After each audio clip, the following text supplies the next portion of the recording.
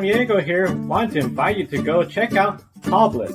Poblis is a dog clothing and accessory company based in Austria. 10% of each of your purchases goes to helping dogs in need, whether it's homeless, sick, or ill dogs. This is one of the reasons why we support it. Kiska here is a rescue dog from rural Alaska and our grid office dog. We care about our furry buddies, and we know you do as well. Definitely check out Poblis.com. There's a link on the video description, and by clicking on that link, you get a 10% discount on your purchase as well.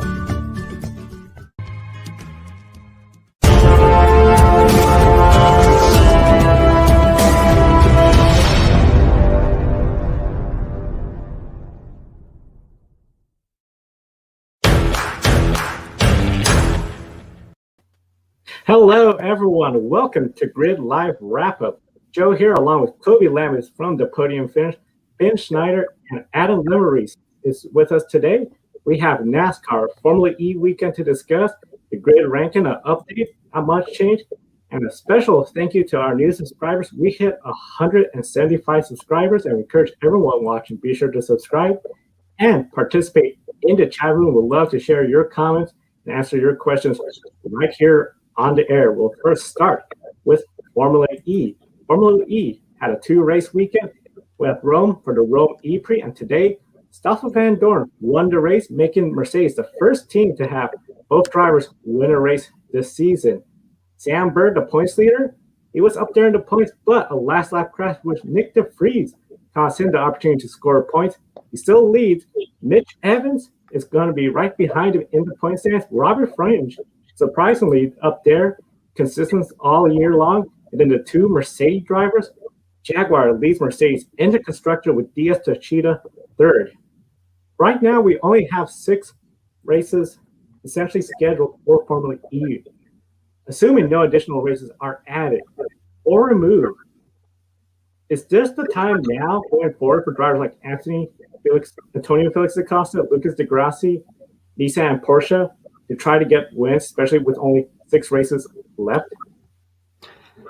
It's time for those drivers and everybody else. It's kind of crazy to think about. We've only had 2 race weekends in Formula E so far, but they've both been double headers. And because the season is so short, you're only looking at a 10-race calendar right now. I know everything is still up in the air with the pandemic situation, but assuming that the schedule is going to play out how it is right now, season's almost halfway over already. So if you haven't shown what you've got and you want to make a true fight for a championship, it's time to go.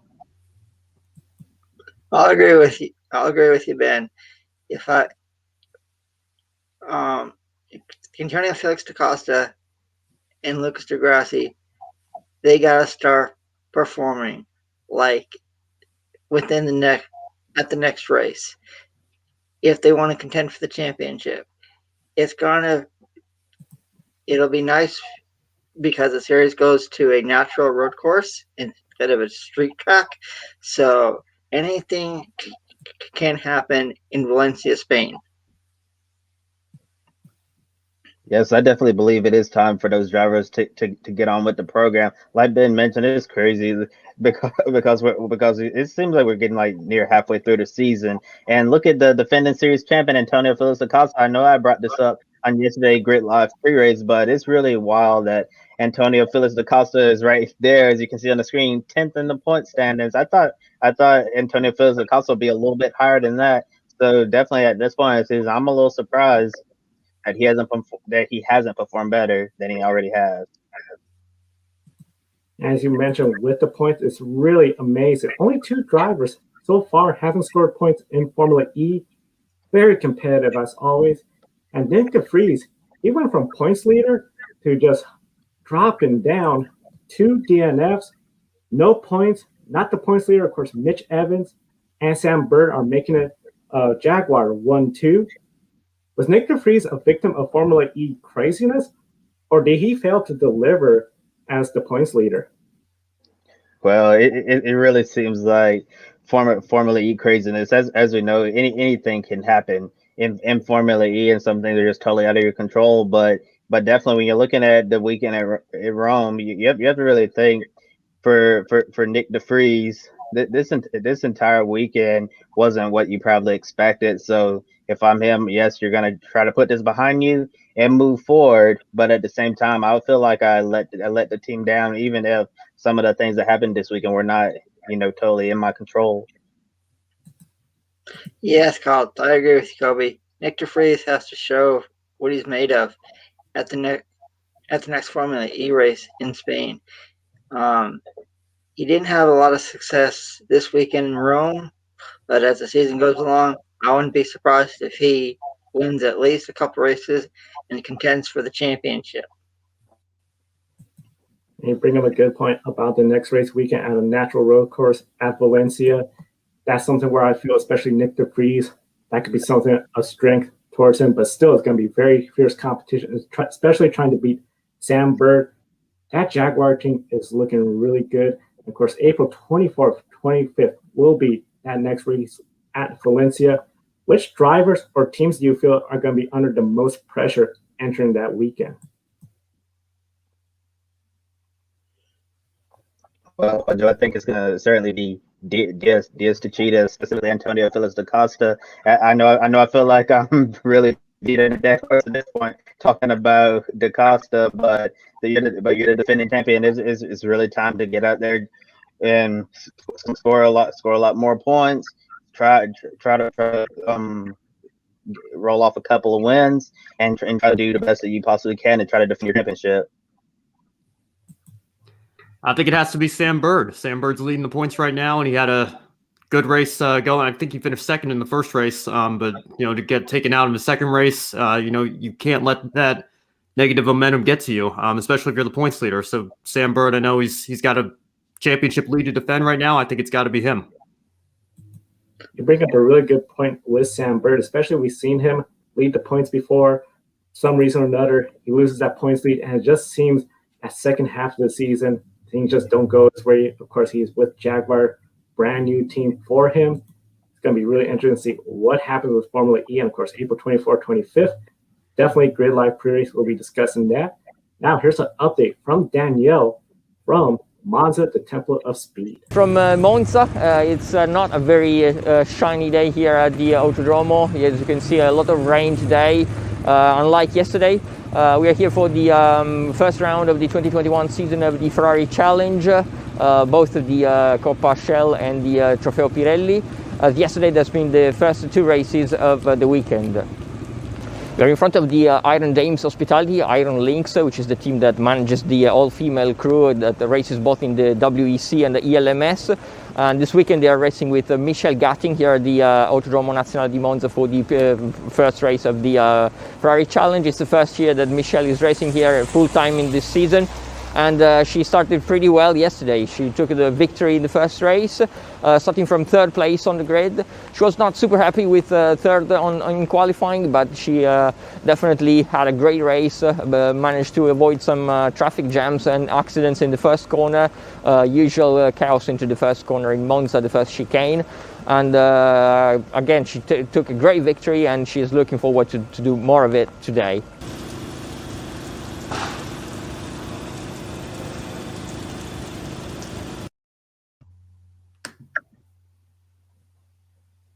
The NASCAR Cup Series race got underway last night for the first Saturday night race at Martinsville Speedway. However, only a handful of laps were completed before the rain arrived. NASCAR postponed the remainder of the race Sunday afternoon, and it looked like Ryan Blaney would be the winner if he swept stages 1 and 2. However, pit strategy put him behind and a penalty. It looked like Hamlin would. However, Martin Truex Jr. ended up winning the Blue Emu 500. Ending the streak of different winners. He said the car came to life once the track cooled off. MTJ was up front but quiet all day. So in your opinion, Ben and Adam, is Martin Truex Jr. a surprise repeat winner? I don't think so. It's kind of funny to think about just a few years ago. Every time we went to a short track, that was always something that the broadcast would bring up so often, that Martin Truex Jr. hadn't won on a short track. And yet in the last few years, he's a threat every single time we go to one, and we're coming up on another one with Richmond right now coming up. So I think he's got to be considered a threat to win there. And you look at his performance the last few years at Martinsville, hardly a surprise to see him become the first repeat winner of the season. I think it's really cool that Martin Truex Jr. was the first repeat winner of the season. He had a really strong car at Martinsville today. He was up front all day long, and I wouldn't be surprised if he is a contender next week when NASCAR goes to Richmond. Yesterday, we talked about Denny Hamlin and the consistency he is showing. He finished third today after a good battle with Chase Elliott at the end there. Then is Denny Hamlin's consistency good enough for him to make him a championship contender, or does he need to get a win soon, especially since we had our first repeat winner? Well, a win would be nice, but I think it was a tweet from Nick Bromberg. I saw somebody point out in my timeline that Hamlin has the biggest points lead after this many races through the season in the stage racing era. So, it hasn't been for lack of performance for Denny Hamlin. But, you'd expect the way he's running, it's inevitable that he's probably going to get at least 2 or 3 wins, certainly come time for the championship race at Phoenix. Wins are obviously nice with the playoff format we have right now, but we saw it with in the very first year with Ryan Newman in 2014. He was one pass away from being a winless champion. I guess he would have won the championship race at Homestead had he won the championship that year. But if you need another example, Matt Crafton in the Truck Series in 2019. So it's definitely possible to win the championship without winning a race. But I've got to think Denny Hamlin will get to victory lane at least a couple times this year anyway. Yeah, definitely. And I think we'll see Denny Hamlin in victory lane soon. And once again today, the big 3 teams ran up front: Joe Gibbs Racing, Hendrick Motorsports, and Team Penske. Tyler Reddick for Richard Julius Racing and Kevin Harvick for Stewart Haas Racing finished 8th and 9th respectively for their teams. And we also saw teams like Roush, Petty, and others up towards the front at certain points during the race. Did we see more hard racing from everyone today compared to previous Martinsville races? Because it's really chaotic out there at times. It was very chaotic. Overall, I feel like it was a typical Martinsville race, but we are seeing this parity where it seems to be you have Eric Jones, he was in the top 10. We saw Bubba Wallace up there in the top 10. Drivers coming and going. Now, of course, this was supposed to be a Saturday night race. How much of it was the track condition, the setup of the vehicles? Because at the end, we saw Truex vehicle. He came towards the front, towards the end. Would that have happened if we ran on Saturday or earlier on Sunday, especially if we didn't have that red flag? I do see where it was really hard racing. A little bit more. I do think a part of it was the parity, but definitely, I think still the big 3 teams are the ones to look and beat. I'll agree with you, Joe. It was a typical Martinsville race today. You had a lot of cautions. You had a lot of wrecks. You had drivers with tempers, and overall, it was really cool to see Bubba Wallace up front. I believe it was the most laps he's ever led in a NASCAR race, so you got him more exposure for his team, and overall, it was just really good. It was just a really good short track race for Martinsville today. Yeah, definitely really good short track racing. And Adam, you bring up a good point about the tempers. We saw a lot of drivers that were not happy with each other. And like you said, just a typical Martinsville race. And I'm wondering, like, what in the world was going on at Rick Ware racing between Cody Ware and James Davis? And I still have no idea what happened in there. And I assume that we'll find out over the next few days as the story continues to develop. Seemed like a little inter-team rivalry going on at Rick Ware Racing. And here's my next question. What has a bigger impact leaving Martinsville? Positive momentum after a win, a nice top 10 finish, or negative momentum after having a tough race like what Alex Bowman and Brad Keselowski experienced? I believe it was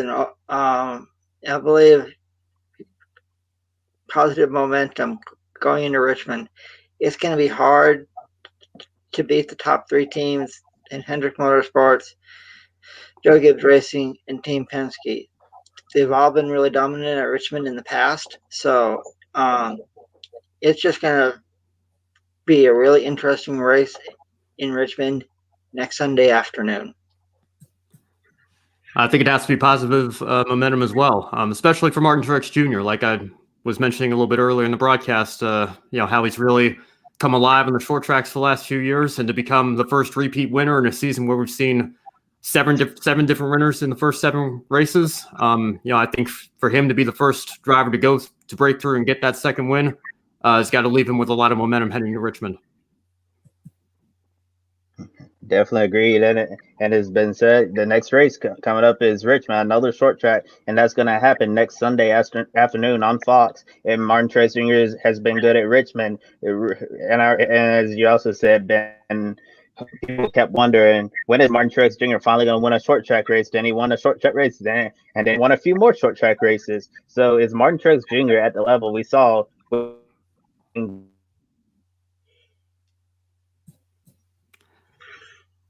That's an interesting question. I think it's tough because when Truex was paired with Cole Pern, particularly at Furniture Row, the two of them, once they switched to Toyota and got the alliance with Joe Gibbs Racing, were just so dominant. I know Truex did get a win last year, but we didn't quite see him at that same level with Cole Pern as he was last year with James Small. But now to be the first repeat winner of the year, is he quite at that level? I think it's a little bit early to say, but it's hard to ask for a much better start than 2 wins in 8 races to start the year. Yeah, yes, I agree with everything you said, Ben. Martin Truex Jr. has had a strong start to the season with 2 wins. He will be a contender for the championship as the season goes along, and him and James Smalls are a really good combination together. I wouldn't be surprised if they win a couple more races and contend for the championship this year. I'll bring up great points about that, especially it seems now that they got that chemistry going really well. Martin Truex Jr., he could easily be the driver to beat. 2 wins. If he gets 3 wins, making it 2 in a row next weekend, I think that's going to send a statement to everybody that he is the team, the driver to beat if you want to get the championship. Of course, it's still very early. Just like I was still very early right now in the grid ranking. Only the week 2 of the ranking. Of course, Shane Van Gisbergen leads the grid ranking right now. No real changes due to the fact that we only have Formula E and NASCAR. The big thing, all the way down to 24th place is Nick DeVries. He was in the top 10, but 2 DNFs. That dropped him all the way down. Denny Hamlin, he is still in the top 10 after a great finish at Martinsville. Now, next weekend is when we're going to see a bigger shakeup. We're going to have Formula 1, IndyCar, MotoGP, NASCAR, and the Supercar Series. Formula 1 will be scored since we do have all 4 series racing. Since they have 2 races completed. IndyCar, they have to complete 2 races to get scored. But definitely it's going to be a very exciting weekend. And, of course, the big question, can Shane Van Gisbergen keep the lead? If he does, he'll be only the second driver to lead from week 1 to week 3. The only other driver to do that was Scott McLaughlin in 2019 and 2020. After getting rained out on Friday night, the NASCAR Xfinity Series race resumed just a little bit after noon Eastern earlier today. The racing was very intense, lots of beating and banging, tempers flaring. So your typical short track racing at the Paperclip Martinsville Speedway. At the end of the day, short track standout Josh Berry took home a grandfather clock win in the Cookout 250. This is not only a win for Berry and JR Motorsports, but a huge win for the local short track racing community in general. Josh Berry has remained loyal to JRM for a decade now, having lots of success together in late models, winning races, most recently the 2020 NASCAR Advanced Auto Parts Weekly Series Championship. Over the years, he's made select starts in Xfinity for JR Motorsports while focusing on his late model short track program. This year, he's filling in during the first half of the season until rising young prospect Sam Mayer turns 18 and takes over the reins of the number 8 Chevrolet. After the race, Dale Earnhardt Jr. said to the media that it was very emotional watching the final laps. He really wanted this win badly for his driver and friend. Josh Berry Jr. even admitted to crying outside with 20 laps to go because he couldn't stand to watch. But he did return to see the number 8 Chevy take the checkered flag, and definitely a stressful time as a team owner. JRM had to make some financial sacrifices to get Berry to seat time this year because it has always been a hard time finding sponsorship for the grassroots racer. In the end, taking a hit financially to give this talented short track star a proper shot appears to be worth it now. Do you agree? I definitely agree. It's hard to disagree when the guy goes out and literally wins the race. And I know Josh Berry it was more than capable of doing it. He's always made the most of every opportunity he's gotten to compete in the Xfinity Series. And, I'm sure if sponsorship weren't as big of a deal today as it is, I'm sure Dale Jr. would love to field Josh Berry for a full season. But, it's unfortunate how much sponsorship can really affect who ends up in these race cars. But I did see, Marcus Lemonis, our old friend, send another cryptic tweet out again, talking about Josh Berry congratulating Dale Jr. and Kelly Earnhardt Miller on their drivers' win today at Martinsville. So you've got to wonder if maybe we're going to see another Camping World car out on the track for Josh Berry, one of these upcoming races. So it's going to be interesting to see. I know obviously Lemonis has done a lot of tremendous things, particularly this season, but you got to think corporate America is going to be looking at this as a feel-good story, and it might help Josh Berry add some races to his schedule this year. It was really, really cool to see Josh Berry in victory lane after everything is accomplished in a late model stock car at Martinsville. Dale Earnhardt Jr. gave him this ride, and he went out and he said, "I'm glad you did this for me." We all can say now that Josh Berry can compete in the NASCAR Xfinity Series, and he can win. I hope in the future he gets more races with more sponsorship, so we can see how he does at places like maybe another Martinsville race, or let's see how he would do at a big track like Charlotte. Berry's teammate Noah Gragson took home the $100,000 Dash for Cash grand prize. After the race, there was an altercation, not involving Noah Gragson this time, but between Greg Galdon and Joe Graf Jr. Graf had Galdon on the ground as the two drivers had to be separated. This happened because of an incident earlier in the race when Galdon sent Graf crashing into Blaine Perkins. Both drivers made an appearance on Sirius XM NASCAR radio, with Graf saying that he went over to chat with Gray about the incident on track. Then Gray mouthed off, punches were thrown, and Graf claimed that Gray might need some ice packs. When it was his turn, Greg Galdon admitted that he flat out dumped Joe Graf Jr. He didn't sugarcoat at all because he got really sick of dealing with Joe Graf's nonsense. And Galdon added that he did not regret intentionally wrecking Graf either. He even accused Graf of being jealous because he hasn't been able to match his past performances in the same car with Bobby Daughter's operation. The next NASCAR Xfinity Series race is April 24th at Talladega Superspeedway. So I expect to see any payback there because the speeds will be too high and very dangerous. And so, Adam and Ben, what are your thoughts on this altercation and the comments made after the fact by both Joe Graf Jr. and Greg Galdon? I believe it was typical Martinsville. A lot of people do get angry after the race is over.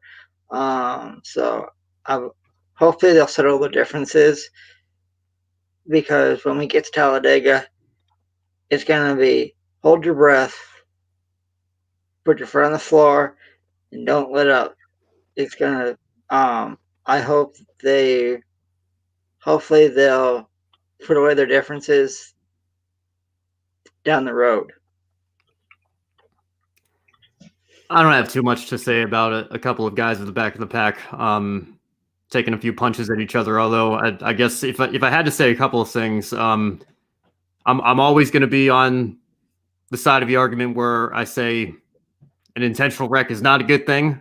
We shouldn't be tearing up race cars, and we got to remember the dangers of this sport, even at a short track like Martinsville. I don't like, that's just not something I like seeing. And when the drivers are fighting, I'd really wish the pit crew guys would stay out of it. You got to let the drivers, in my opinion, just sort it out themselves and let them handle it. Yeah, I agree. I think we just need to let the drivers handle it themselves. I think sometimes when we get the crew members involved, it just makes the situation a whole lot worse, and it ends up getting really ugly. And I know someone else who probably didn't like seeing that incident was Bobby Daughter, especially since Greg Galding used to be his driver in the past.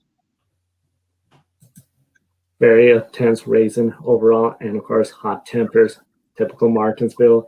Now we're getting to the grid, one shining moment. Of course, the one shining moment from the weekend. Starting with you, Ben, what was your shining moment from the race weekend?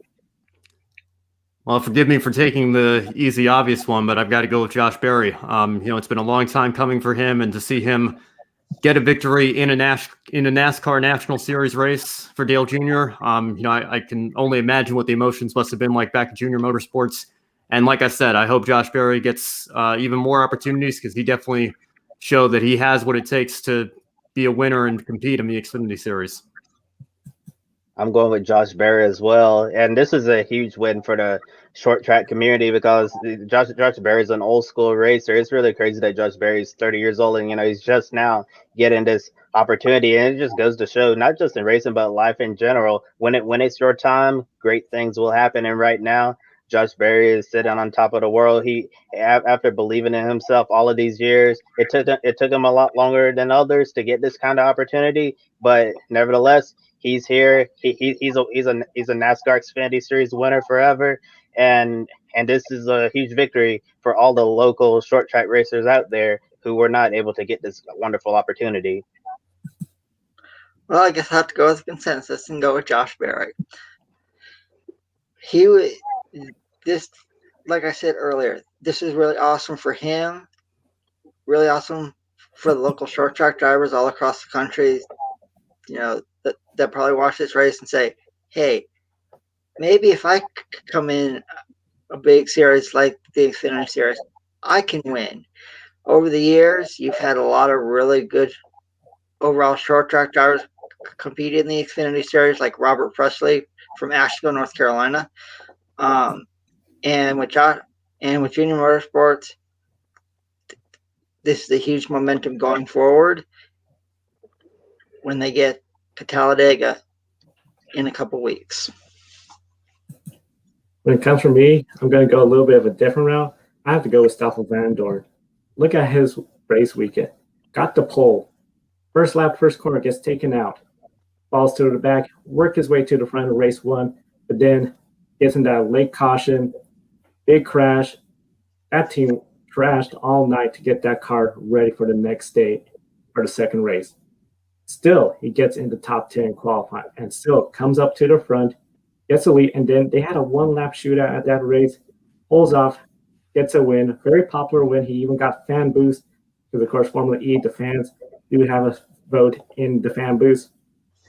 Very popular win. Social media seems to be really happy to see Stoffel Van Dorn win as my shining star for the race weekend, but definitely Josh Berry, of course, I think has to be the feel-good story overall for the race weekend. We encourage everyone to be sure to visit our Patreon page, Invest in the Grid Network. We're up to 175 subscribers. We have been on the air for less than a year, live streaming, making great progress, and we're going to continue evolving and growing each and every week throughout 2021. Link in the video description, as well as the link to Publis. 10% discount for all Grid Network viewers, and a portion of your sales goes toward helping homeless, sick, and rescue dogs, the cause that we all share that value here at the Grid Network.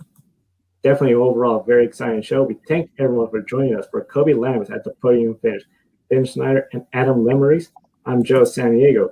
Thank you for watching today. Have a wonderful evening, and we'll see you next time. Joe Samaniego here. Want to invite you to go check out Publis. Publis is a dog clothing and accessory company based in Austria. 10% of each of your purchases goes to helping dogs in need, whether it's homeless, sick, or ill dogs. This is one of the reasons why we support it. Kiska here is a rescue dog from rural Alaska and our Grid office dog. We care about our furry buddies, and we know you do as well. Definitely check out Publis.com. There's a link on the video description, and by clicking on that link, you get a 10% discount on your purchase as well.